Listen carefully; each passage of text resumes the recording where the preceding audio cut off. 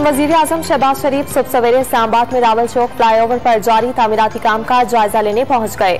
मंसूबे की तकमील में ताखीर पर फौरी इंक्वायरी का हुक्म। नाअहली की वजह से मंसूबे पर काम मुकम्मल न हो सका। माजी में इस तरह के मंसूबे 6 माह के अरसे में मुकम्मल किए गए। अवामी दिलचस्पी के मंसूबों को बर वक्त मुकम्मल किया जाना चाहिए। वजीर आजम की हुक्काम से गुफ्तगू।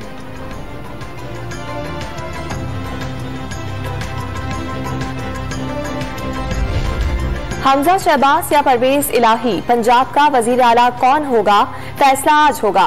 फतह के लिए 186 वोट दरकार। काफ लीग का 189 और नून लीग का 200 से ज्यादा अरकान की हिमायत हासिल होने का दावा।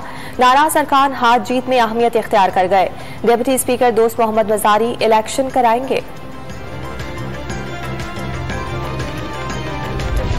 कौमी असम्बली का इजलास आज दिन 12 बजे होगा। कासिम सूरी के खिलाफ तहरीक अदम एतमाद पेश की जाएगी।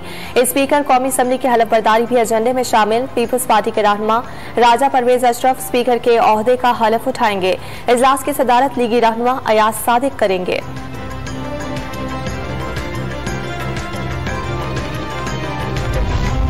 तहरीक इंसाफ आज कराची में ताकत का मुजाहरा करेगी। बाक़िजना ग्राउंड में बड़ा स्टेज तैयार। कप्तान खिलाड़ियों का लहू गरमाएंगे। आइंदा के लाहे अमल का ऐलान करेंगे। पीटीआई रहनुमा अली जैदी, फैसल बावडा, खुरम शेर जमान और दीगर ने जलसागाह का दौरा किया और तैयारियों का जायजा लिया।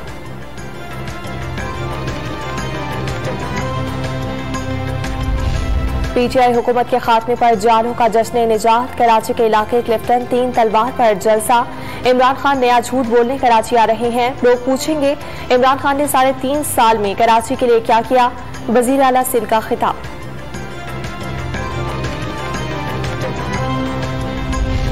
बिल्किस सईदी की नमाज जनाजा आज बाद नमाज ज़ोहर न्यू मेमन मस्जिद खारादर में अदा की जाएगी। तदफीन बेवश कब्रिस्तान में होगी। सिंध में सोग का ऐलान। सदर मुमलिकत, वजीर आजम समेत सियासी और समाजी शख्सियात का इजहार अफसोस।